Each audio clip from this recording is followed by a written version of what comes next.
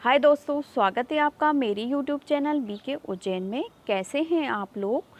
I think कि आप सभी लोग अच्छे होंगे। आज जो मैंने वीडियो बनाया है दोस्तों, समग्र स्कॉलरशिप पे बनाया है। डैट मीन छात्रवृत्ति पे आपका जो वर्क चलना है या उसकी लास्ट डेट क्या है और उसके महत्वपूर्ण निर्देश क्या है और किस तरह से आपको इस कार्य को करना है। वीसी के निर्देश अनुसार जो शिक्षा पोर्टल पे आपको कार्य करना है, छात्रों की प्रोफाइल अपडेट करना है और लॉक करना हम सीखेंगे। इसमें हम प्रैक्टिकली सीखेंगे और 2-3 महत्वपूर्ण निर्देश हैं उसको भी देखेंगे। जो प्रोफाइल अपडेट का कार्य करना है दोस्तों, वो बहुत ही सिंपल स्टेप में 3-4 स्टेप में पूरा हो जाएगा। और आपको इसके लिए क्या करना है, किस तरह से इसके निर्देश हैं, मैं आपको बता देती हूँ। मोस्ट इम्पॉर्टेंट निर्देश जो आपको शिक्षा पोर्टल पे जो प्रोफाइल अपडेशन का कार्य करना है, वो सभी समस्त शासकीय और अशासकीय शालाओं के लिए करना है। और चाहे वो शासकीय हो चाहे अशासकीय, उसको सभी विद्यार्थियों की जो शिक्षा पोर्टल पे प्रोफाइल अपडेशन का कार्य करना है। ठीक है, सबसे मोस्ट इम्पॉर्टेंट कार्य है कि ये सभी शासकीय विद्यालय भी करेंगे और अशासकीय विद्यालय भी करेंगे और 1 से 12 तक के विद्यार्थियों का प्रोफाइल अपडेशन का कार्य करना है और सभी बच्चों का वो प्रोफाइल अपडेशन का कार्य किया जाएगा। आपके एनरोलमेंट के अनुसार जो एनरोलमेंट दी गई थी, वीसी में निर्देश के वीसी में जो निर्देश दिए गए थे उसके अनुसार हमको एनरोलमेंट प्रोवाइड की गई थी। और एनरोलमेंट जो एनरोलमेंट प्रोवाइड की गई है उसके आधार पर ही स्कॉलरशिप का टारगेट रखा गया है। तो जो एनरोलमेंट का टारगेट दिया है वो जो दिया है वो संभागवार दिया गया है। और अगर हम प्रोफाइल अपडेशन की बात करें तो सबसे इम्पॉर्टेंट निर्देश क्या है हमारे लिए, हमको इसके लिए सबसे पहले हमको क्या करना पड़ेगा, इसके लिए हमको मैपिंग करना ज़रूरी है। सबसे मोस्ट इम्पॉर्टेंट पॉइंट जो हमें स्कॉलरशिप करना है, अपडेट करना है या हमारी जो स्कॉलरशिप हो जाती है उसके बाद अपडेट करके लॉक करना है, ताकि वो संकुल प्राचार्य के पास पहुंच जाए और वो संकुल प्राचार्य जो है छात्रवृत्ति स्वीकृत कर सके। तो इसके लिए हमको मैपिंग करना ज़रूरी है। सबसे मोस्ट इम्पॉर्टेंट मैपिंग करने के बाद ही आपकी प्रोफाइल दर्ज की जा सकती है। दूसरी मोस्ट इम्पॉर्टेंट बात, जो भी आपकी छात्रवृत्ति जो होगी स्वीकृत होगी की पात्रता होगी, वो प्रोफाइल में दर्ज जानकारी के आधार पर की जाएगी। ठीक है, तो जो प्रोफाइल की छात्रवृत्ति की गणना है वो सिस्टम के द्वारा की जाएगी, ना कि आपके द्वारा। और वो जो आप प्रोफाइल अपडेट करते हो उसमें जो दर्ज जानकारी करते हो उसके आधार पर सिस्टम अपडेट का। तो जो अपडेट और एडिट की सुविधा जो है सभी ऑपरेटर पे, ये मोस्ट इम्पॉर्टेंट पॉइंट है। और ये शिक्षकों की आईडी पर उपलब्ध है। क्योंकि ये मोस्ट इम्पॉर्टेंट कार्य इसलिए भी हो जाता है क्योंकि ये शिक्षक की आईडी पर उपलब्ध है। संस्था प्रमुख अपने यूज़र नेम पासवर्ड से लॉगिन करके और इस कार्य को कर सकते हैं। तो ये मोस्ट इम्पॉर्टेंट निर्देश हुआ कि सभी शिक्षकों की आईडी पर उपलब्ध है, इसलिए ये कार्य जल्दी होना चाहिए ऐसा सबका मानना है, क्योंकि ये सबके पासवर्ड पर उपलब्ध है। तो जल्द से जल्द इस कार्य को कैसे करना है और किस तरह से करना है मैं आपको बताऊंगी। आप मेरे साथ बने रहिएगा बस थोड़ी सी देर में ही। तो छात्रवृत्ति की स्वीकृति की गणना है दोस्तों, जब हम प्रोफाइल को अपडेट कर रहे होते हैं, लेकिन अगर हमने एक बार लॉक कर दिया, लॉक करने के बाद जो है हमको ऐसी कोई सुविधा नहीं दी जाएगी कि हम उसमें कुछ भी परिवर्तन कर सकें। और जैसे ही हम लॉक करेंगे तो ये संकुल प्राचार्य के पास पहुंच जाएगी और संकुल प्राचार्य जो है इस पर छात्रवृत्ति स्वीकृति करने की कार्रवाई की जाएगी। ठीक है, इसके लिए आपका मोस्ट इम्पॉर्टेंट पॉइंट क्या है कि आप सबसे पहले जो प्रोफाइल अपडेशन कार्य करना चाहते हैं या अपडेट करना चाहते हैं, तो आपके पास क्या क्या उपलब्ध होना चाहिए। बच्चे की समग्र आईडी और बच्चे का नाम और इससे रिलेटेड कुछ जानकारियां हैं जो आपके पास उपलब्ध होनी चाहिए। तो मोस्ट इम्पॉर्टेंट उसमें क्या है, अकाउंट नंबर और IFSC कोड सबसे इम्पॉर्टेंट पॉइंट है जो आपके पास उपलब्ध होना चाहिए। क्योंकि जो छात्रवृत्ति स्वीकृत की जाएगी वो जो बच्चे की बैंक है उसमें सीधे ट्रांसफ़र होगी। तो इस बैंक अकाउंट की जांच होना बहुत ही ज़रूरी है। ठीक है, अब दूसरा मोस्ट इम्पॉर्टेंट पॉइंट ये है कि 11वीं और 12वीं की जो कक्षा है उसके लिए ये दिया गया है वैसे तो। और जो इसमें ये इम्पॉर्टेंट पॉइंट है, यदि स्कूल द्वारा विद्यालय से शुल्क लिया गया है तो छात्रवृत्ति के साथ देय होगा।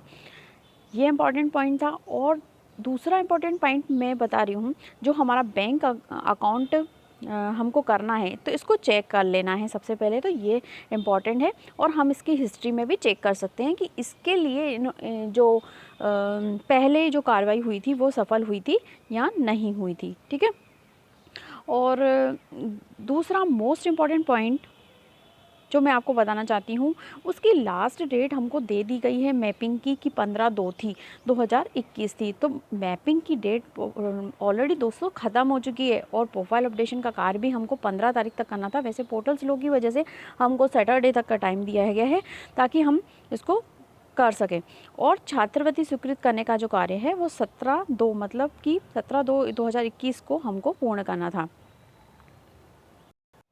ये कार्य इसलिए भी मोस्ट इम्पॉर्टेंट हो जाता है दोस्तों क्योंकि इसकी जो प्रति है वो आप देख सकते हैं कलेक्टर को भी दी गई है और सीईओ को भी दी गई है, और आप और भी देख सकते हैं किस किस को दी गई है। लेकिन मोस्ट इम्पॉर्टेंट कार्य ये है कि ये समस्त कलेक्टर को दी गई है, ठीक है। जो छात्रवृत्ति का कार्य है जो दोस्तों हमको उनकी जो प्रोफाइल अपडेट करनी है, जो नामांकन के आधार पर जो छात्रवृत्ति स्वीकृत होगी उसके आधार पर हम इस लेटर के आधार पर मैं कह सकती हूँ दोस्तों कि बैंक अकाउंट सबसे इम्पॉर्टेंट है। और दूसरा उनकी कास्ट SC ST OBC या किस कास्ट के आधार पर ही उनकी जो भी है प्रोफाइल छात्रवृत्ति जो भी छात्रवृत्ति है उनको दी जाएगी। और अगर हम मोस्ट इम्पॉर्टेंट बात करें तो 15 फरवरी इसकी लास्ट डेट थी और 15 फरवरी के आधार पर अगर किसी भी कारण से वंचित हो जाते हैं तो जिला शिक्षा अधिकारी और जिला परियोजना समन्वय की जिम्मेदारी तय की जाएगी। और तो इसके आधार पे हम कह सकते हैं कि अगर हमारा प्रोफाइल अपडेशन का कार्य पूर्ण नहीं होता है तो हम पे कार्रवाई भी की जा सकती है, ठीक है।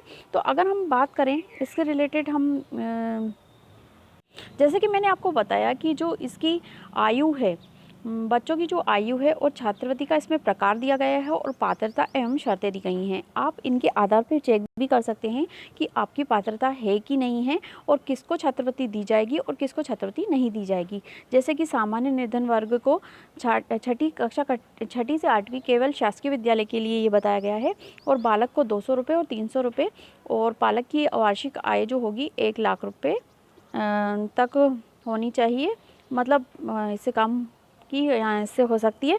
और इसकी जो पात्रता शर्तें हैं वो भी दी गई हैं, ठीक है। तो आप ये सभी पात्रता शर्तें चेक कर सकते हैं और उनके सामने पात्रता एवं शर्तें के छात्रवृत्ति का प्रकार भी दिया गया है, किसको छात्रवृत्ति मिलेगी किसको नहीं मिलेगी, कितनी छात्रवृत्ति मिलेगी, ये भी आप चेक कर सकते हैं और इसके आधार पर आप डिसाइड कर सकते हैं। तो इसके आधार पर अगर मैं कहूँ तो मोस्ट इम्पॉर्टेंट क्या है, हमारी कास्ट जो है उसके आधार पर उनको जो जायज़ राशि है जो उनको मिल रही है, तो सबसे इम्पॉर्टेंट यही है कि हम उनकी कास्ट को सही भरें और उनकी वार्षिक आय जो है वो भी हम देख लें कि किस प्रकार की है। और दूसरी बात बैंक अकाउंट, 3 चीज़ें हमको ध्यान रखनी है, बैंक अकाउंट, पहला बैंक अकाउंट, दूसरी उनकी कास्ट और तीसरी हमारी जो भी जो उनको वार्षिक जो भी उनको सैलरी मिलती है या हम कह सकते हैं पालक की वार्षिक आय कह सकते हैं, उसके आधार पर हमारी छात्रवृत्ति डिसाइड होगी। तो देख लेते हैं हम जो आज का वीडियो है किस तरह से हमको छात्रवृत्ति का कार्य करना है और किस तरह से हमें छात्रवृत्ति लॉक करनी है, ठीक है। छात्रवृत्ति की जो प्रोफाइल अपडेशन का कार्य करना है इसके लिए आपको ब्राउज़र ओपन करना है। ब्राउज़र ओपन करने के बाद आपको यहाँ पर टाइप करना है शिक्षापोर्टल.mp.gov.in। इस तरह से आपको टाइप करके और सर्च बटन को दबाना है। जैसे ही आप सर्च बटन को दबाएंगे तो आपको इस तरह से एनवायरनमेंट मिलेगा, जैसे कि थोड़ा प्रोसेस करने के बाद आपको दिखाई देगा। दोस्तों जैसे कि आपको दिख रहा होगा, जैसे ही आपने शिक्षा पोर्टल ये जो आपने टाइप किया है शिक्षापोर्टल.mp.gov.in आपने टाइप किया है तो इसके आधार पर एक साइट खुलेगी। आप चाहें तो ब्राउज़र में सिर्फ शिक्षा पोर्टल नाम से सर्च कर सकते हैं। सर्च करने के बाद आप उस पर पहला जो ऑप्शन रहेगा शिक्षा पोर्टल का, इस तरह से साइट जो दिखेगी जिसका एड्रेस ये वाला होगा, आप उस पर क्लिक करके भी इसको खोल सकते हैं। आप अपने यूज़र नेम पासवर्ड से इसमें लॉगिन करेंगे। जो भी आप संस्था प्रमुख का यूज़र नेम पासवर्ड होगा उससे लॉगिन करना पड़ेगा। इसमें बीडी नंबर, आपका जो भी बीडी नंबर है इसमें आपको टाइप करना है। जैसे ही बीडी नंबर टाइप करेंगे और पासवर्ड टाइप करेंगे और इसमें जो कैप्चा कोड है ये जो लिखा हुआ है इसमें नीचे टाइप करेंगे और इस आप लॉगिन बटन को क्लिक करेंगे तो वैसे ही आप लॉगिन हो जाते हैं। और लॉगिन होने के बाद क्या इंटरफेस रहेगा और आपको किस तरह से करना है मैं आपको बता देती हूँ। जैसे ही आप लॉगिन हो जाएंगे दोस्तों, तो इस तरह से आपको ये एनवायरनमेंट प्रोवाइड किया जाएगा। आपको जैसे ही लॉगिन होते हैं तो इस स्टूडेंट प्रोफाइल मैनेजमेंट इस तरह की जो आपको हेडिंग दिख रही है इस पर आपको दिखाई देने लग जाएगा इस तरह से, ठीक है। इस तरह से आपको दिखाई देने लग जाएगा और आपको ऑप्शन भी दिखाई देने लग जाते हैं। अगर आपको ऑप्शन नहीं दिखाई देते हैं तो आप इनके 3 डॉट में मोबाइल में जाके आप इसको क्लिक करके और यहाँ पर desktop site request desktop site पे क्लिक करके और आप इसको देख सकते हैं। दोस्तों अगर आप अपने पीसी में खोलते हैं तो मेन मेनू में अगर ये ऑप्शन आपको नहीं दिखाई देता है, मेन मेनू में जाकर स्टूडेंट प्रोफाइल नाम का जो ऑप्शन है आप इस पर क्लिक कर सकते हैं। तो इसके लिए आपको मेन मेनू में जाना है और मेन मेनू में नीचे आपको दिखाई देगा इस तरह से, ये आपको दिखाई देगा, ठीक है। और इसमें आपको क्या चूज़ करना है, स्टूडेंट प्रोफाइल मैनेजमेंट। आप इसको जैसे ही क्लिक करेंगे तो वापस आप इस एनवायरनमेंट में आ जाएंगे जैसा कि आपको दिखाई दे रहा होगा। अगर ऑप्शन नहीं दिखाई देते हैं तो आप मेन मेनू में जाके स्टूडेंट प्रोफाइल मैनेजमेंट पे आप क्लिक करेंगे तो इस तरह से आपको ऑप्शन दिखाई देने लग जाएंगे, ठीक है।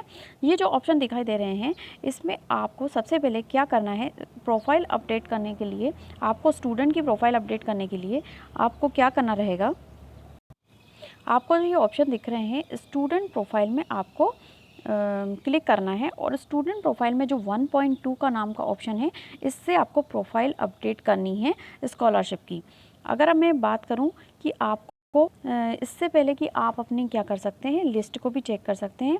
लिस्ट की चेक करने की बात करूं तो जो लिस्ट चेक करने की बात करूं तो स्टूडेंट प्रोफाइल में जो सबसे ऊपर लिखा हुआ है download student roll list of school, इस पर क्लिक करके आप अपनी लिस्ट को भी चेक कर सकते हैं। अगर आप चाहते हैं कि आपका बैंक अकाउंट देख सकें कि समग्र आईडी से, बच्चे का समग्र आईडी से पहले बैंक अकाउंट चेक कर लें कि वो सही था कि नहीं था पिछली बार, तो आप इसकी हिस्ट्री भी देख सकते हैं। तो आप देख रहे होंगे कि जो 1.6 है, 1.6 में आप समग्र आईडी डाल के और बच्चे की बैंक डिटेल चेक कर सकते हैं कि किस प्रकार की बैंक डिटेल हमने भरी थी और वो सही थी कि नहीं थी, ठीक है। तो अपनी बैंक डिटेल को आप देख सकते हैं और इसको अपडेट भी कर सकते हैं आप बैंक डिटेल को।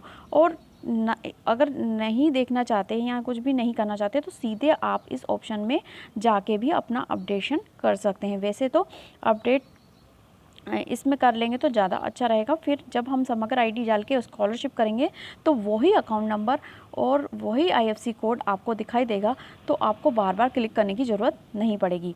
लेकिन आप नहीं चाहते तो आप इसमें भी जाकर अपडेट कर सकते हैं आपका अकाउंट नंबर।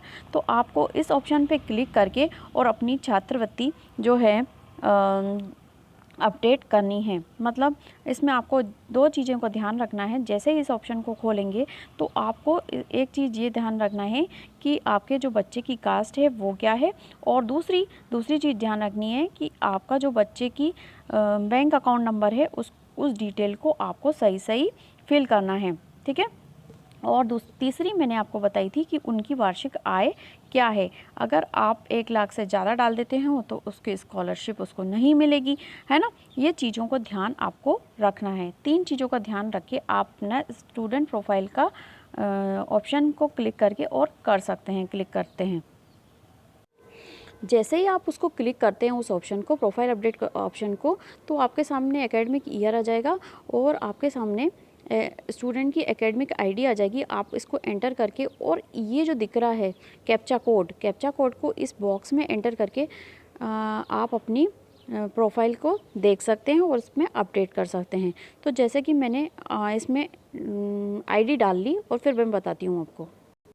इस तरह से मैंने, जैसे कि आपको दिख रहा होगा कि समग्र आईडी डाल ली है और समग्र आईडी डालने के बाद ये जो कैप्चा कोड था ऊपर बहुत ही सरल दिया हुआ है और 3 दिया हुआ है सिर्फ, मैंने इसको बॉक्स में डाल दिया है। और आपको जो कोड दिया जाता है वो आप इसमें डाल लीजिएगा और आप इस बटन को क्लिक कर लीजिए। जैसे ही मैंने इस बटन को क्लिक किया तो ये प्रोसेसिंग करने लग जाएगा। अगर आप इसको पीसी पे करते हैं तो ज़्यादा बेटर रहेगा, आप मोबाइल पे करेंगे तो बहुत स्लो प्रोसेस होती है। इस तरह से आपका स्कूल का नाम और डाइस कोड शो करने लगेगा। आपको इसको एडिट प्रोफाइल जो लिखा हुआ है, edit profile details of the student, इस पर आपको क्लिक करना है। जैसे ही आप इस पर क्लिक करते हो तो और आगे डिटेल शो करेगा आपको बच्चे की, जो हमने समग्र आईडी डाली थी उससे रिलेटेड डिटेल को आपको शो करेगा। जैसे कि आपको स्क्रीन पे दिखाई दे रहा होगा, 9 अंकों का स्टूडेंट आईडी आपको दिखाई दे रहा है, कक्षा दिखाई दे रही है, सेक्शन दिखाई दे रहा है, बच्चे का पूरा नाम और क्या पिता स्वर्गवासी है नहीं, इस तरह की जानकारी आपको पूरी खुल के दिखाई देगी। आपको वार्षिक मैंने जैसे कि बताया था आपको कि ये परिवार की वार्षिक आय, इसका आपको ध्यान रखना है और इससे रिलेटेड और जाति, ये जो नेक्स्ट ऑप्शन है इसका भी ध्यान रखना है ताकि उसको सही स्कॉलरशिप मिल सके। ठीक है। इसके बाद आपको ये जो डिजिटल कास्ट सर्टिफिकेट नंबर है इसका भी ध्यान रखिए, इसको करना है क्योंकि कई भी जो स्कॉलरशिप सैंक्शन होती है उसमें डॉक्यूमेंट भी शायद लगते हैं और उसमें देखा जाता है कि ये क्या है। ठीक है। इसके अलावा आपको ये सारी चीज़ें एंटर करने के बाद आप इस बैंक अकाउंट की जो डिटेल थी, मैंने आपको बताया था कि ये बैंक अकाउंट डिटेल सही होनी चाहिए, तो आप इसको चेक कर लीजिए कि आपका बैंक खाता क्या है और आईएफएससी कोड क्या है। अगर आप इस बैंक अकाउंट और आईएफएससी कोड ये वाला नहीं है तो आप इस पर क्लिक करके और जाकर और बैंक डिटेल अपडेट कर सकते हैं, या मैंने बाहर जो ऑप्शन बताया था उससे भी आप अपनी डिटेल अपडेट कर सकते हैं। जैसे कि आपको स्क्रीन पे दिखाई दे रहा होगा कि इस तरह से हमारी जो है डिटेल इस बच्चे की खुल गई है। अब इस डिटेल में आपको दिखाई दे रहा होगा कि आईएफएससी कोड, आप इस आईएफएससी कोड को यहाँ पर टाइप कर लीजिए, जो भी आपका आईएफएससी कोड सही है उस तरह से आप आईएफएससी कोड टाइप करने के बाद जो भी आपका सही है, अगर यहाँ पर टाइप करते हैं तो वैलिडेट आईएफएससी कोड, इस पर क्लिक कर लेते हैं तो ये आपसे पूछता है कि बैंक का ब्रांच नेम क्या है। इस तरह से आप अपना बैंक का ब्रांच नेम आप सेलेक्ट कर सकते हैं। सिलेक्ट करने के बाद आपको अकाउंट नंबर यहाँ पर टाइप करना है। यहाँ पर अकाउंट टाइप करने के बाद फिर से अकाउंट नंबर टाइप करना है। आपको कैप्चा कोड डालना है और कैप्चा कोड डालने के बाद इसको आपको सेव कर लेना है या अपडेट कर लेना है अकाउंट को। उसके बाद आप वापस से उस अपडेट करने के बाद जैसे ही आप अपडेट करेंगे तो आप इस पर पहुंच जाएंगे और ये आपका अपडेट इस तरह से आपको शो करने लगेगा। ठीक है। इसके बाद आपको क्या करना है, इस कोड को डालना है।